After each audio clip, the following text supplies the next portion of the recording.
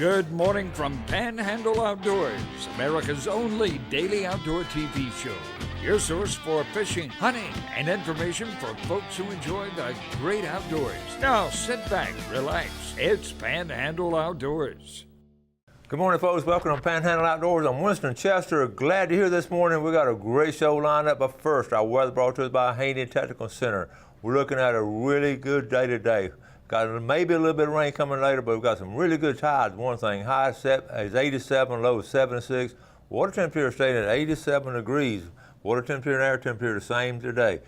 And the river readings, though, brought to us by Sandhill Seafood up on Highway 77, good fresh seafood. But take a look at Apalachicola, no movement whatsoever, just a good steady flow. It's reading this morning is reading a 4.2, but the Choctawhatchee Caryville, I want to talk about that a second, because of all the rain we've had, it is still surging up. It's going up pretty fast. It still has not peaked out. Right now it's at a 10 foot. It's going to probably peak out tonight around 10.2 or 10.4. So it's still rising, going to rise about a half foot a day. Then it's going to start dropping out tomorrow. So if you're catfishing something this weekend, you're looking at a pretty good situation as far as water dropping out of those sloughs and all. So it's going to be a good situation there. But like I say, it has not peaked out as of this morning. Okay, our tide chart brought to us by Kent Forest Lawn Funeral Home and Cemetery. Today is August the 9th, and pretty decent tides, not quite as strong as yesterday, but still good tides. We're looking at a low tide this morning. The high tide is first at 10:55, and the low tide is at 8:29 tonight. So you got the incoming tide this morning. Right in the middle of the day is going to be slack a little bit, then it's going to start going out in the afternoon. So good, whatever you like to fish, you got your opportunity to do it today. All right. The marine forecast is starting off on the east this morning, a little bit out of the east at about 5, then switching around to the southeast and coming on out of the south later on at about 5 to 10. We're going to take our break and be back with our special guest. Okay, welcome back. We got Fred Myers. Y'all know, good morning, Fred. Good morning, Coach. How you doing? Oh, doing great. Always great to have Fred on. And we've been talking. We both did tournaments this weekend, and of course, this is his story. We're gonna get to his story in a minute, but first we got to establish a point that Fred Myers does work. He doesn't fish for a living. No, sir. I saw you before the tournament, went by your house and had a little visit with you at house, and we were talking about the upcoming tournaments and all, and what you were planning on doing, what we were going to do. And then when I got into the motel Saturday night, I was checking on it and check up on it. But anyway, let's talk about your job first. Yeah. We want to establish the point that you do. Yes, sir. I'm a commercial insurance agent. I've been doing that for about 17 years now. Okay. And I started out as a local agent here and then I moved to another agency, and now I own my own book of business. And so I own my own book, but I focus in commercial insurance. Okay. And what's the name of it? Myers Insurance Services. Myers. And you can call me anytime, but I focus mainly on work comp, contractors, restaurants, motels, big leased buildings that people buy, and then churches. I have a good program for churches. And of course, work comp goes with all that, but I've been able to have some companies that have good dividend credits, and we can talk about that, but that gives you a return premium for not having any claims. Do really good in large contractors. But the reason I bring that up is I did a newspaper article years ago and talked about how I fished every day, and my mom read the article and she says, "Well, it sounds like you don't even work." So just to be clear, I do have my own business. I sell insurance, and I do large commercial insurance stuff. So if you need anything or want me to review anything, I'd be glad to look at it, and we'll talk about that on some future shows and stuff. Yeah. But I'd be glad to help anybody out, and we'll get my phone number for you guys. That'd be great. And the Myers name is well respected around here. A lot of people know his family and everything. And Fred had been in business 17 years, yes, so he didn't start. Kendrick Myers Oldsmobile. That's how long that was my granddad started that. Yeah. So he was an Oldsmobile dealer. So if you see an Oldsmobile riding around town, my granddad probably sold it. Probably sold it. That's right. Yeah. Good family there. Good folks. And fishing runs in the family. Yes, sir. Okay. Now we're going to talk about fishing now, but let's tell the story in the next segment. The story you got. Okay. But before we get into the story that I wanted you to talk about, let's talk about getting ready. How did you get ready for your tournament and all? Yeah. So I left, this tournament was a little bit smaller tournament than I normally focus on, but I left about 3 days early, but unfortunately the weather was really bad. So in the 3 days I was there, we probably got a day of fishing because it was really bad. It was lightning, blowing real hard, raining. I mean, it was, unfishable. When I say unfishable, dangerous to fish. I fished in really bad weather and pre-fish, but we had these really bad storms popping up. So I stayed close and I found some fish, and I told my partner they're from 5 pounds to 9 pounders. Obviously, the 8 and 9 pounders are what you're looking for in Louisiana to win a tournament. And I knew I had a bunch of fish, but I didn't know how many of the right ones we had. But we went on it, and I had some other areas that I could go catch some constant 7 pounders, but that's not what we wanted. We're not looking for 15 and a half pounds. You need 16 and a half to 17 and a half, and the guys that won it actually had a little over 18 pounds with 2 reds. This tournament last year, Sean and I won with 1861. Wow. To tell you what the weights can really be. So long story short, we didn't have much fishing time, so we just went on what we did. Friday, a little bit. We ran about 120 miles. It would have been about a 120-mile run.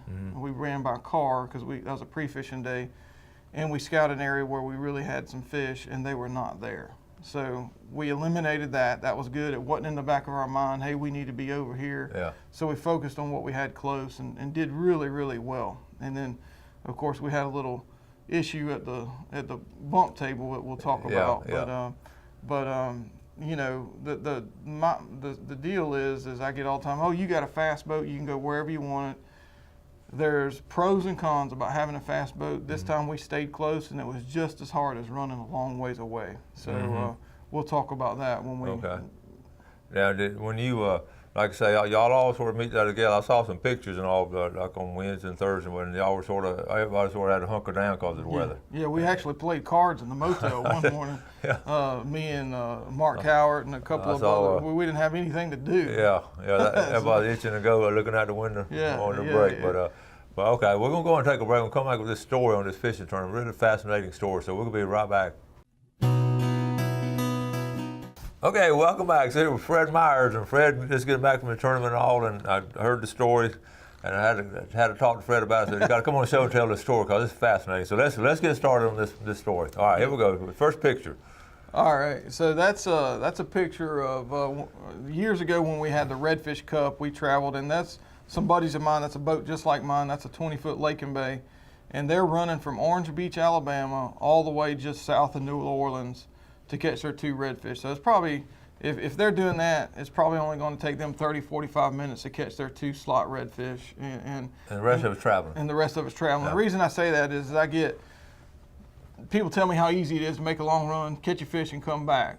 However, this weekend we ran a total of about 5 miles one way. Okay. It's probably the closest I ever fished, and we were catching fish like you can show here. So that's a fish we caught this weekend. If you notice, if you look close, it's just shy of 25 inches. A 25-inch fish around here is going to weigh about 5.5, 5 3/4 pounds if he's fat, maybe 6 pounds. That fish right there on that board, you can see how fat he is. He's 7 3/4 pounds.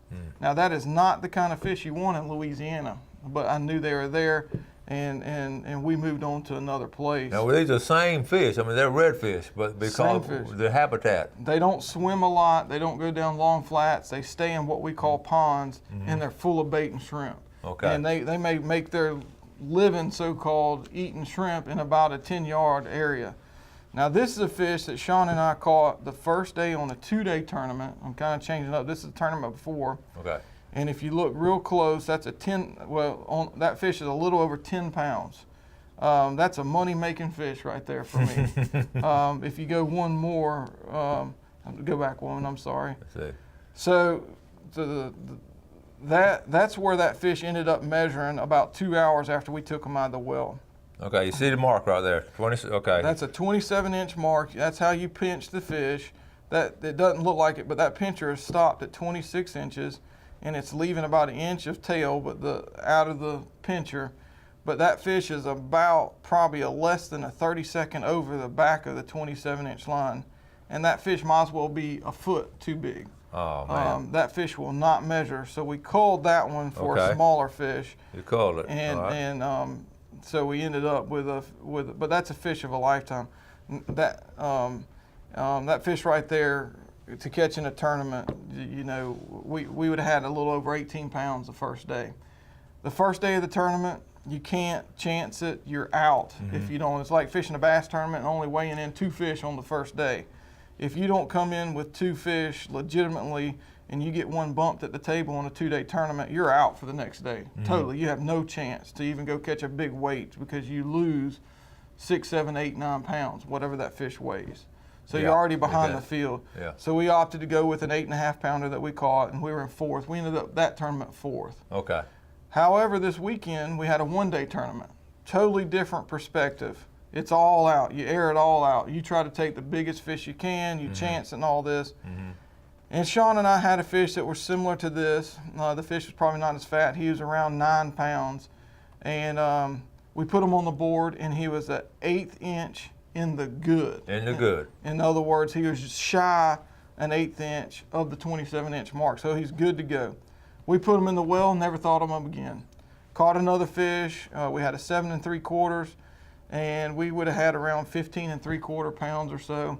That's not what we were looking for. We would have made some money with that, but we were looking to win. We pulled up around this corner. There's 2 fish sitting side by side. Sean threw it one, I threw it the other one. Mine bit, his did not, and we caught one just a hair around 8 pounds, which with the fish that we had in the well and that fish would have given us around 17 pounds. Yeah. We wouldn't have won. We wouldn't have won obviously, but we'd have finished 3rd or 4th in that tournament. So we get these 2 fish to the bump station, and they put it on the board just like you see here. It's sitting. It's real technical, and they put the pincher on it. And when they put the pincher on our big fish, it was over. No. And I was so shocked because I've kept fish that maybe not make it or may not make it. But long story short, no argument. The fish was over, and I still have not figured that out. Okay, then we're talking about, this is not his first rodeo. No. And that's what's fascinated me, because I'm going to tell you what, on my viewpoint, because I wanted to keep up with Fred. I'm down in Carabel, fished all day Saturday. We'll get back to the marina at the hotel there, the motel, and I first thing to do is go in the shower and I check the standings results, and see old Fred. I'm checking on how old Fred, where's he at? And I said, Fred's not something. 64th. It was 64th. Yeah, that was with one fish. I said, something ain't right. So well, that's why when I got back, I want to get to the store. It was, so go ahead, because I knew Fred knew what to do. It was heartbreaking for us. I mean, we knew we were going to do good. The fish was, just you couldn't even hardly see that it was over. It was a judgment call by the tournament director, and I agree with them. The fish was over. I don't contest that it was not. And so what happens then is you just don't get to weigh that fish. Yeah. Okay. And you don't break the laws or rules or anything. You just don't get to weigh that fish. So I will tell you though, that particular tournament was a first time ever for me. 20 fish got bumped that day. Whoa. Yeah. So well, you brought up a point now, Fred. We were talking before the show, and I didn't really think about this. It makes a lot of sense. You get these big old, really fat fish, and you put them in a live well, and tell us what happened to them. So here's the situation. Fish are just kind of like humans. It's harder to run a mile with weight on you. And if you make yourself run a mile, you might get a little sick. And so basically a fish like this here, a fish like this here that's really fat, that fish is a little over 10 pounds. He's not liking me pulling him to the boat. He's trying to fight back, and he gets really tensed up and so forth. And then all of a sudden we pull him in the boat out of the water, and fish don't like to be out of the water. And we got to measure them. And there's just a few things. It takes about 30 seconds or so to really measure them. Now, when you have a fish this close, it might take you a little bit longer. So what we do is we measure them, and oh my goodness, he's close. We put them right back in the net.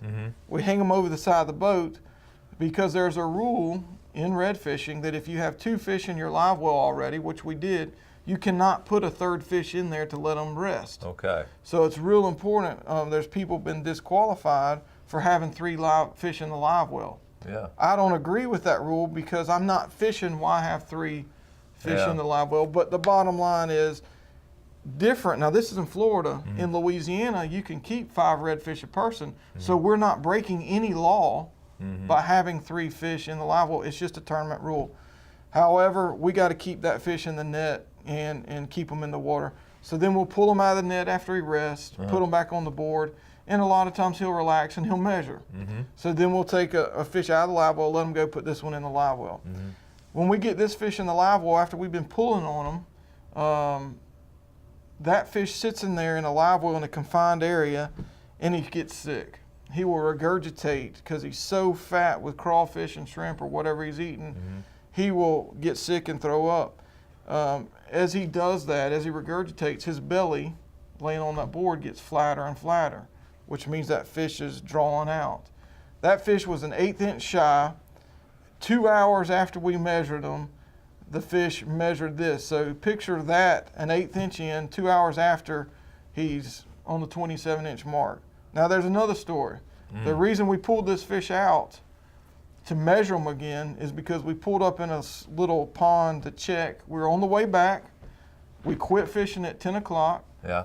We're going to go into a little pond just to check because it's a 2-day tournament. Check some fish I found. Sure enough, we pull in there and there's a fish floating up real high. I was going to throw over there and just see if he would bite. I wasn't going to catch him. But before I could get the bait out of the water, he jumped on the bait, caught him. And I was like, he's a pretty good fish, so we might as well measure him. Measure him. He is good, and he's 8.5 pounds. That's going to put us around 16 and a half to 17 pounds. Okay. Instead of 18.5. Long story short, we opted to cull this fish on the first day to stick with a good weight, and we ended up 4th. We did the right thing. I did, of course, I come home, do all the studying, I did all the math. Even keeping this fish, we'd have gained 1 place. So we ended up the tournament 4th overall. If that fish didn't measure, we'd have finished, 30-something. That's on a 2-day tournament. So on a 2-day tournament. So there's a whole lot of story. We start out with a picture of running a long way, catching fish that'll measure, making it back on time, or staying close and catching big fish and hoping they measure. It's more than just making a long run or a short run. It's knowing how to fish and catching fish. And I didn't realize, again, we're going to take a quick break, but what they can do when they regurgitate, and it makes a lot of sense. And you're talking about hairline difference in fractions of an inch. We'll be right back. Okay. Okay, welcome back, folks. Real quick, let's look at a fishing game time today, brought to us by Blue Water Outriggers in Port St. Joe. 1:59 to 3:59 this morning, and this afternoon 2:23 to 4:23. And the National Wild Turkey Federation, the banquet's going to be Friday night. We talked about it a lot, but Fred, you're helping out on this. Yeah, I'm going to raffle off. They are going to raffle off a fishing trip with me. Maybe nobody wants to go. No, there'll be a lot of people. I'm going to be at $20. I know. So mine's going to be a little different. I don't have a guide license, but what I do on this trip is I'll obviously take you fishing to catch some fish, but I'm going to teach people how to fish and catch fish so they can duplicate that and go back and fish on their own. Anything from rod and reel combinations to baits to where to buy your tackle. I take them to Howell Tackle a lot. They say, well, I got a tackle store. What do I buy? Yeah. And I help them out with that. Very good. So I'm going to be there. We're going to talk about that. So, okay, a little bit more on red fishing. So basically, that's what I was talking about is teaching people what it takes, not necessarily the tournament fish, but if you go in to the everyday fishing of treating it like a job. And look, that sounds ridiculous. Why do I want to treat fishing like a job? It's kind of like when I got done with this tournament and I told the guy I was fishing with, man, it's a whole lot more fun when you win, huh? than when you lose. And it takes the good with the bad. So I can tell you that I've had the most epic, greatest fishing trips that took the most work. And it kind of evens itself out. And I want to teach people how to use the right equipment, how to really do what we do, what it takes to really be good. Why in the world would I run 145 miles one way when there's redfish 2 miles away? I teach people that, and I'm not saying people need to run 145 miles away to catch fish, but it's all about the conditions. It's what the weather's doing. The weather's totally different 145 miles away. It might be raining here all day. 145 miles might be clean, clear, crystal day. I've made a 145 mile plus run trip probably 15 times in my career of fishing, more than probably a lot of people. And It's a good time, but you really need to understand what you're doing and how you're doing it. Just like fishing, when a father and son go out there, the father wants to tell the son, hey, let's try this and do it this way. And it's not always the most complicated bait. That's true. I mean, a gold spoon, I'm going to tell you, on a kid's rod, just reeling it in is probably the most effective bait that any tournament angler could ever even throw. So that's the kind of stuff people get mixed up. They walk in a tackle store and there's 500 baits on the wall. Yeah. And you don't even know where to start. And so that's what I like to do. I've even taken a customer of mine, owns a big restaurant here, and he says, man, what I do, I walked him into a tackle shop, and we came out with a handful of stuff. He spent a little bit of money, but he's catching fish now. Yeah. And he's not as confused. It's not nearly as complicated. Yeah. And here locally in the Panhandle, we've got a good redfish area. Good redfish area. I had a guy that fished, came to Panama City real quick, that fished a redfish cup. He was real experienced, but he called me and said, hey, I've never been to the area, what do I do? I said, look, forget all what you've heard, do this, this, and this. And he called me 2 days later. He said, I never would have thought it. Really? Me and my son went out, we caught 10, 15 reds, and man, I just can't thank you enough. Yeah. And I did all that on the telephone. And we're really good around here about releasing a lot of reds too, and that helps a lot. And that's the difference in Alabama. Yeah, that's my biggest deal. Is I strictly catch and release. If an individual wants to keep it one, that's okay. But I'm catch and release. I tournament fish, but those redfish are so much fun to catch that. They really pull, and we need them around for a long time for our kids. And you've been in areas where they don't do a lot of that. Yeah, I grew up here in the 80s when we didn't have any redfish. And I can just tell you that in my experience of coming through the years, we have 10 times as many redfish, and when they changed the limit a few years ago, it hurt us, but it's coming back. Okay, and real quick, we only got 10 seconds. You got a tournament coming up soon? Yes, we got a tournament here in Panama City the end of the month. Okay. It's anybody can fish, Emerald Coast Professional Redfish Series. Okay, we got to go. Thank you. All right, see y'all. Do something good for somebody today. God bless. Thanks for watching America's only daily outdoor TV show, Panhandle Outdoors with Winston Chester, featuring hunting, fishing, and other activities and information to help you enjoy the great outdoors. Join us next time for Panhandle Outdoors.